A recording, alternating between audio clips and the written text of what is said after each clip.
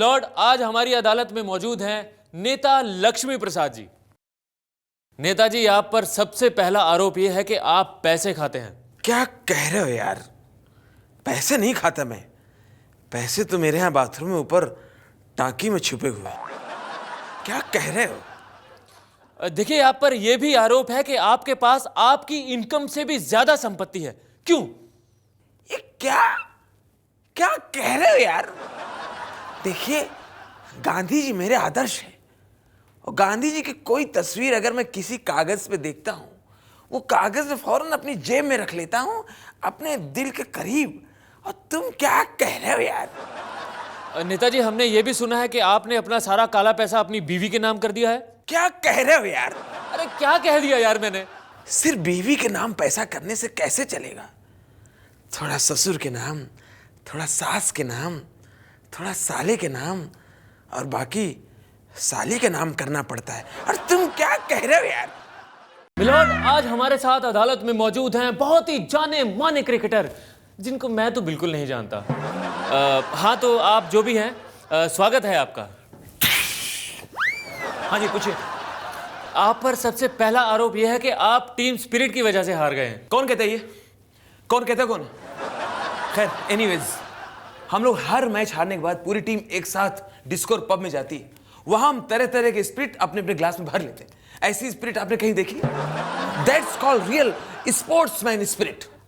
फेंको यार, तुम फेंको। देखिए, आप पर यह भी आरोप है कि आप बैटिंग के बारे में कुछ भी नहीं जानते। ये सच है, सबको पता है। मैं टीम में बैटिंग के लिए रखा गया हूं, बैटिंग के लिए नहीं। तू फेंक यार। अबे रुक जा यार। देखिए, आप पर यह भी आरोप है कि आप खेल से ज्यादा एड्स की शूटिंग को प्रेफर करते हैं। यार, जब पूरा हिंदुस्तान ऊपर की कमाई पे चलता है, तो अगर मैं बीच बीच में क्रिकेट से कुछ कमा लेता हूं तो आपका क्या जाता? आपको क्या नुकसान है? तुम फेंको यार। अबे चमाट मारूंगा आया तो। देखिए, आप पर यह भी आरोप है कि आप प्रैक्टिस से ज्यादा समय हीरोइंस और मॉडल के साथ डेटिंग में बिताते हैं। भाई, मैं हर फिगर्स को बहुत पसंद करता हूं, चाहे बैंक का फिगर्स हो, चाहे बुकी का फिगर्स हो, या फिर हीरोइंस का फिगर। जी फेंक यार। मिलॉर्ड, आज हमारी अदालत में मौजूद हैं शेयर इंडिया के पायलट मिस्टर। हाँ ठीक है, पूछो पूछो। देखिए, आप पर पहला आरोप यह है कि आपका प्लेन लैंडिंग के टाइम पे बहुत झटके देता है। बहुत झटके देते हैं। किसने बताया तुमको? हमारा प्लेन तो कभी कभी एक ही झटके में पूरा का पूरा नीचे आ टपकता है। बड़े आए। देखिए, सुनने में आया है कि शेयर इंडिया के प्लेन 24 घंटे काम करते हैं, लेकिन ऐसा कुछ दिखता तो है नहीं। क्यों नहीं दिखता? अंधे? हमारे शेयर इंडिया के प्लेन में एक बार बैठ जाओ, बस इंतजार करते रहो। 24 घंटे में कभी न कभी टेक ऑफ जरूर करेगा। बड़े आए इल्जाम लगाने वाले। आपके प्लेन आए दिन फिसल जाते हैं। सुना है कि इसमें आप ही का हाथ है। मेरा हाथ तो हो ही नहीं सकता। क्यों? मेरे हाथ तो और कहीं बिजी रहते हैं, मतलब मैं खाने पीने में लगा रहता हूँ। बड़े आए इल्जाम लगाने वाले। मिलॉर्ड, आज हमारी अदालत में मौजूद हैं एक सरकारी doctor. Hello hello hello hello. Doctor साहब, आप पर सबसे पहला इल्जाम यह है कि आप हमेशा अपने मरीजों को यह कहते हैं कि भाई आपको दवा की नहीं दुआ की जरूरत है। ऐसा क्यों? मैं इलाज से पहले मरीज को चेतावनी दे देता हूँ। मैं किसी लफड़े में पड़ना नहीं चाहता भाई। देखिए, हमने सुना है कि आपके बहुत से पेशेंट चेकअप के दौरान ही हार्ट अटैक से मर जाते हैं। ऐसा क्या करते हैं आप? भाई, हम कुछ नहीं करते हैं इसलिए तो मर जाते हैं। कुछ करते होते तो बच न जाते। देखिए, हमने ये भी सुना है कि आप अपने पेशेंट को ठीक करने के बजाय उनकी बीमारी और ज्यादा बढ़ा देते हैं। ऐसा क्यों? जज साहब, मैं अंदर से बहुत ही मोहब्बती आदमी हूँ, तो इलाज के दौरान मेरा मरीज के साथ एक लगाव हो जाता है, तो मैं खुद उसे अस्पताल से जल्दी जाने नहीं देता, तो उसे छुट्टी हमारे यहाँ देर से मिलती है। देखिए, हमने सुना है कि आपके पेशेंट हिम्मत सिंह अपनी रिपोर्ट देखते ही हार्ट अटैक से लुढ़क गए। ऐसा क्या लिखा था आपने रिपोर्ट में? भाई, हिम्मत सिंह की बात ना करें, वो बड़ा बदतमीज है। मेरा मतलब बड़ा बदतमीज था। मैंने उनको रिपोर्ट देने के लिए बुलाया था सुबह 10 बजे। वो शाम को 5 बजे तक आए नहीं, तो मैं जाते जाते उनकी रिपोर्ट के ऊपर लिख गया, रिपोर्ट ऑफ लेट हिम्मत सिंह। ये तो भाई जबान का हेर फेर था। दरअसल मैं किसी लफड़े में पड़ना ही नहीं चाहता। मिलॉर्ड, आज हमारी अदालत में मौजूद हैं सुपर फ्लॉप फिल्म रावण के डायरेक्टर मिस्टर हनी रत्नम। हनी जी, आप हमें सबसे पहले ये बताइए कि आपने रावण जैसी फ्लॉप फिल्म क्यों बनाई? अन्ना, आई मस्ट टेल यू, मैं कैरेक्टर में इतना खो गया कि बैड पर्सन पे फिल्म बनाते बनाते बैड फिल्म ही बना दिया। मैं क्या करेगा। देखिए, आप पर यह भी आरोप है कि आपने फिल्म की एडिटिंग अच्छे से नहीं की, जिसकी वजह से फिल्म फ्लॉप हो गई। ये रावण फिल्म का एडिटिंग हुआ किधर है? साउथ में। नहीं नहीं, मेरा मतलब है पूरी कुट्टी एडिटिंग डरा पर कुट्टे चिट्टे पुट्टे। सर मैं समझा नहीं। मैं भी ज्यादा समझा नहीं, मैं हिंदी में बोलते हैं। रावण फिल्म का एडिटिंग हुआ नहीं है। अगर एडिटिंग होता था तो फिल्म बचता किधर था? I must tell you. देखिए, हमने ये भी सुना है कि आप ये कहते फिरते हैं कि आपने कुछ ऐसा काम कर दिया जो कोई नहीं कर पाया। अब आप ये बताइए कि आपने ऐसा क्या कर दिया? अन्ना, आई मस्ट टेल यू, मर कुट पुट रे पर कुट बना, मर कुट रिट चिट पुट कुट रड मुंडकटा। सर मैं समझा नहीं। Okay, I must tell you in Hindi. Ravan film आने के पहले फिर भी कोई कोई लोग रावण का नाम लेता था। रावण फिल्म देखने के बाद कोई भी रावण का नाम नहीं लेता है। मैं क्या करेगा? मिलॉर्ड, आज हमारी अदालत में मौजूद हैं डॉक्टर कयूम। सलाम वालेकुम। देखिए, आप पर सबसे पहला आरोप यह है कि आपकी एक्सपायर्ड दवाइयां खाकर आपके पेशेंट मर जाते हैं। भाई तो बदनाम करने की साजिश है भाई। भाई जो दवाइयां पहले से एक्सपायर्ड है, मतलब मरी हुई हैं, वो भला मरीज को क्या मारेंगे? देखिए, आप पर यह भी आरोप है कि आप दूसरे डॉक्टरों से ज्यादा दवाई देते हैं। अरे भाई, बीमारी की जांच करने में कौन वक्त बर्बाद करे, अपना भी और मरीज का भी।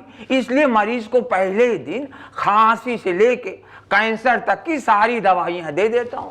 लो भाई, कोई ना कोई दवाई फिट हो जाती है। देखिए, हमने सुना है कि आपने अपने क्लिनिक में आने वाले पेशेंट्स की फैसिलिटी के लिए काफी कुछ कर रखा है। भाई एकदम जबरदस्त इंतजाम है, अंडर वन रूफ।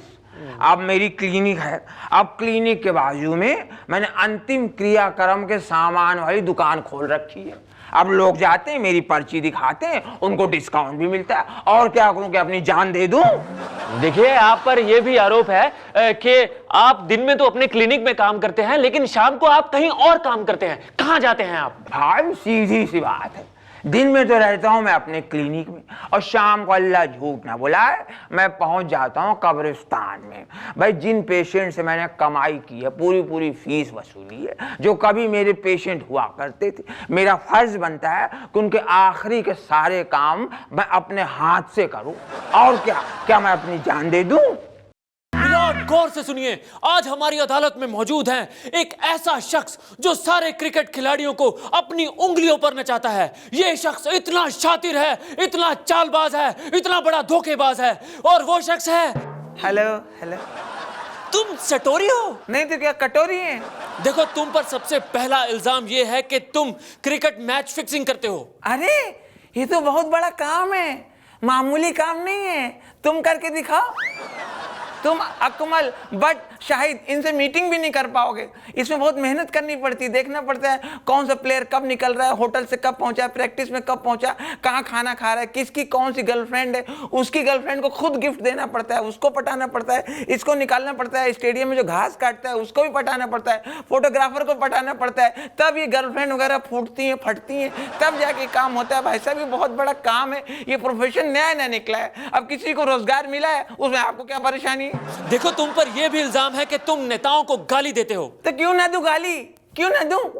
अभी नेता लोग दिल्ली में बैठ के हमें गाली दे रहे हैं, वैसे ही हमारे मौसेरे भाई हैं, ये भी तो फिक्सिंग करते हैं पार्लियामेंट में बैठ के। हमें सब पता है कितने में एमपी बिकता है, कितने में एमएलए बिकता है। इतने करोड़ ले लो, हम तुम्हारी पार्टी में आ जाएंगे, हमें मंत्री पद दे देना, हम उनको छोड़ के इधर आ जाएंगे, हमको ये पोस्ट दे देना, हमारे इतने आदमी को जॉब दिला देना, हमें कॉलेज बनवा के दे देना, हम तुम्हें ज्वाइन कर लेंगे। फिक्सिंग तो नेता लोग भी करते हैं। देखो, तुम पर यह भी इल्जाम है कि तुम क्रिकेटर्स को मैदान के बाहर से डायरेक्शन देते हो। क्या यह बात सच है? ये सच्ची बात है। पब्लिक ये समझती है कि क्रिकेटर लोग अंपायर के इशारे में खेल रहे हैं, जबकि वो हमारे इशारे में खेलते हैं। मैं सच बता रहा हूँ भाई साहब, अगर ये क्रिकेटर लोग अंपायर के इशारों पे खेलेंगे ना तो भूखे मर जाएंगे। फिर देखो, तुम पर यह भी इल्जाम है कि तुम्हारा कहना है कि तुम क्रिकेटर से ज्यादा मेहनत करते हो। और क्या, हम फिक्सर लोग इनसे ज्यादा मेहनत करते हैं। क्रिकेटर लोग कहाँ खेलते हैं? सिर्फ स्टेडियम में हमें कहाँ कहाँ खेलना पड़ता है, होटल में, रेस्टोरेंट में, क्लब में, छत पे, स्टेडियम के पीछे, बाकड़े पे, हवाई जहाज के अंदर, कितनी ट्रेवलिंग हो जाती है हमारी। देखिए, हमने सुना है कि तुम पाकिस्तान क्रिकेट कंट्रोल बोर्ड को डिसॉल्व यानी कि खत्म करना चाहते हो। और क्या, ये पाकिस्तान क्रिकेट कंट्रोल बोर्ड करते क्या है, पूरे साल यही काम करता है। इस खिलाड़ी पे बैन लगा दो, इसका बैन हटा लो, इससे ले लो, इसको फिर वापस ले लो, शाहिद को 3 साल के लिए कर दो, अच्छा उसने दे दिया, अच्छा 1.5 साल के लिए कर लो, और अकरम को फिर से बुला लो, उसको फिर से निकाल लो, अकमल को भगाओ, इसके दांत बहुत बड़े, इसको निकाल लो, उसको बट को ले आओ, वो बट बगैर बैठ के आ गया, उसको हटाओ, इसको खिसकाओ, यही तो करते हैं। और करते क्या है? देखो, तुम पर अगला इल्जाम ये है कि एक सेकेंड यार, इसी में बिजी कर दिया, मुझे और भी तो काम है। हेलो, हाँ, कितने में खेल रहा है? 99 पे। 9 बॉल डालो साले को। मिलॉर्ड, आज हमारी अदालत में मौजूद हैं नगर पालिका के बाबू मिस्टर AAKR। अबे ये कौन सा नाम रख दिया? अरे ये आप ही का नाम है, 1 मिनट मैं बताता हूँ। सर, मिस्टर आमदनी 98, खर्चा रुपया, बताओ ये भी कोई नाम हुआ? कमाल है भाई, आप शुरू रहो। देखिए, आप पर सबसे पहला इल्जाम ये है कि आप मच्छरों को मारने के लिए कुछ नहीं कर रहे, जिसकी वजह से वो हमारा खून चूसते हैं। अबे मेरा दिमाग खराब हो रहा है तेरे सवाल से। मच्छर तेरा खून पी रहे हैं, तू बड़ा परेशान हो रही है। मेरा अफसर सालों से मेरा खून पी रही है, मेरे ऊपर दबाव डाल रही है, और कमा के लाओ, और कमा के लाओ, तब तेरी अदालत कहाँ चली जाती, झुमरी तलैया। देखिए, आप पर यह भी इल्जाम है कि आप कई बार शाम को 5 बजे के बाद ऑफिस में सोते हुए पाए जाते हैं, ऐसा क्यों? दिन भर सुस्ताते 5 बजे तक नींद आ ही जाती है। जब नींद आ जाती है तो भाई मैं टेबल पे सो जाता हूँ। जब टेबल पे सो जाता हूँ तो मेरा ओवर टाइम बन जाता है। जो ओवर टाइम में मिलता है तो ना लूं। देखिए, आप पर यह भी इल्जाम है कि आप शिकायतें सिर्फ सुनते हैं, उनको पूरा नहीं करते। अब क्यों पूरा करूं भाई? मैं सुनी सुनाई बातों पे यकीन नहीं करता भाई मियां। है मिलॉर्ड, आज हमारी अदालत में मौजूद है एक ऐसे डाकू जिनकी प्रजाति मार्केट से खत्म होती जा रही है। डाकू भाई साहब, आपका इसके बारे में क्या कहना है? जय भवानी, हम आज भी हैं और अच्छी तरह से। बस सिर्फ हमने अपना हुलिया बदल रखा है। आजकल हमारे लोग खादी कुर्ता और खादी टोपी में दिखते हैं। जय भवानी।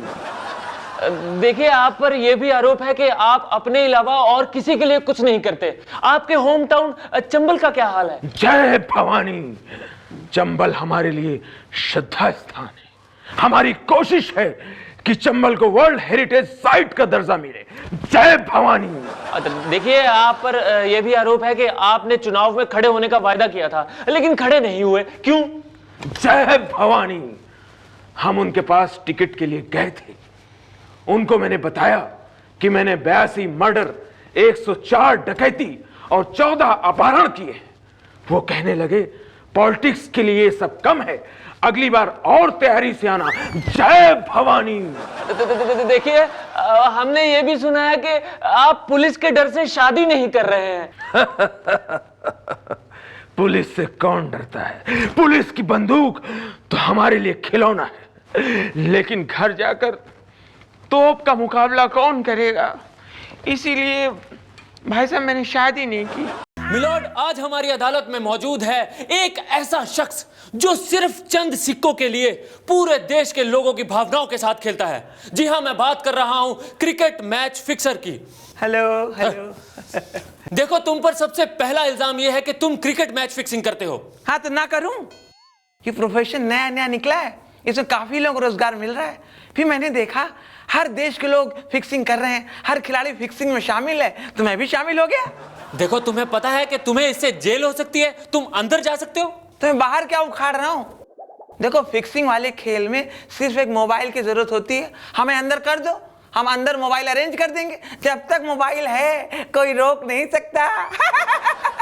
देखो, तुम्हें पता है इंडियन क्रिकेट टीम श्रीलंका से नाक कटाकर वापस लौटी है। अरे बहुत बुरा हारी है, उसमें तो मेरा बहुत नुकसान हो गया। देखो, मैं यहाँ तुम्हारे पर्सनल फायदे नुकसान की बात नहीं कर रहा हूँ, मैं यहाँ पूरे देश के नुकसान की बात कर रहा हूँ।